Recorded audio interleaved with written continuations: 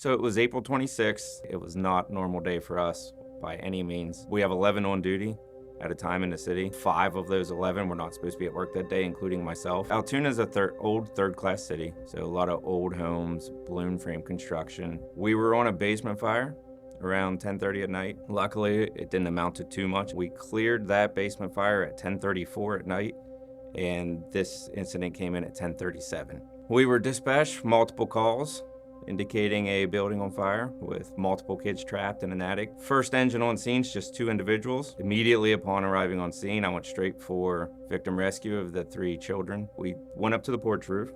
I made first descent up, grabbed a small child, brought him down to the porch roof, handed them off to Captain Caldwell. I made a second climb up the ladder, grabbed a second small child out of the attic. At the time I handed that second kid off, Captain Wuckovich, who made the initial entry, got trapped on the second floor under extreme fire conditions and had to issue a mayday. Something changed and immediately cut off his route. He attempted to find a way out, and then from that point, the fire was just too intense. So Captain Caldwell indicated he had to go help our downed firefighter, and I still had 1 kid in the attic to try to rescue. I proceeded back up the ladder to the last child, which was a 17-year-old. Something changed, maybe the attic door failed. All the smoke, all the heat, all the fire then came straight to our attic window that we were trapped in. Smoke was getting thick, visibility was 0. I made the decision that her airway needed to be protected, so I put my air mask on her. So my airway was exposed for 6 or 8 minutes. Holding my face piece onto her face, I used my body to kind of cover her up, pulled her out as far as I could, hug her, try to keep the heat and smoke off of her. When the ladder truck came up, you had Engineer Kuhn and Deputy Chief Hawksworth. They were able to smash the window, and then we were able to talk her onto the roof ladder, and then we were able to pull her into the bucket of the ladder truck, take her down to street level to the paramedics. They already got the captain out. He had severe burns. As I was on my way off of that ladder, Captain Caldwell, who made entry into that second floor, found another victim. And immediately my mind went back to victim rescue. So I made entry to help him. That individual that was located was deceased, and the decision was made for the investigation and for the coroner just to protect that individual in place. And as soon as I came out, that's when it all started to hit me. Couldn't swallow, fell to my knees trying to breathe.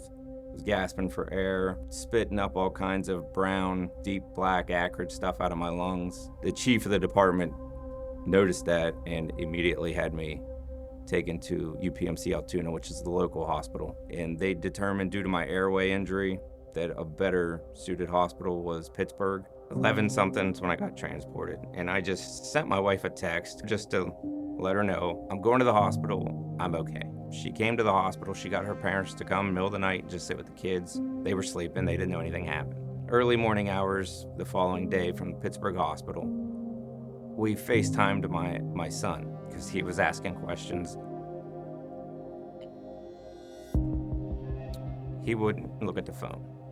It was hard talking to him about it. He goes with me to all kinds of fire stuff, so he understands. So now every time I go to work or whatever, it's please be careful and gives you a hug and all that kind of stuff. He's old enough now, he's starting to realize how dangerous the job actually is. My lungs were operating at 73%. We did a medication for 6 weeks. I was off duty for 6 weeks, and that brought my lungs back up to 79% capacity. Ended up in Cleveland, Ohio at the Cleveland Clinic a couple weeks after that, just to do a follow-up.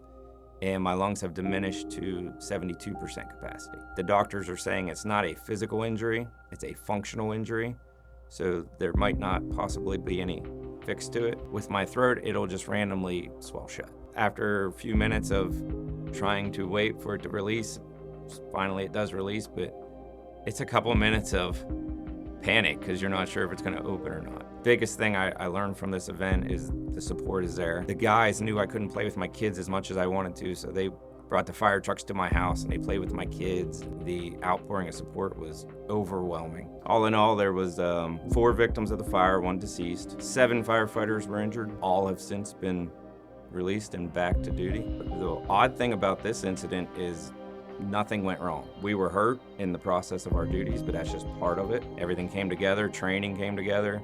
Everybody knew their role, everybody knew their job. We're just fortunate that basement fire that we were at 3 minutes prior was nothing. Had that been a full-blown house fire, unfortunately, those kids would not have made it.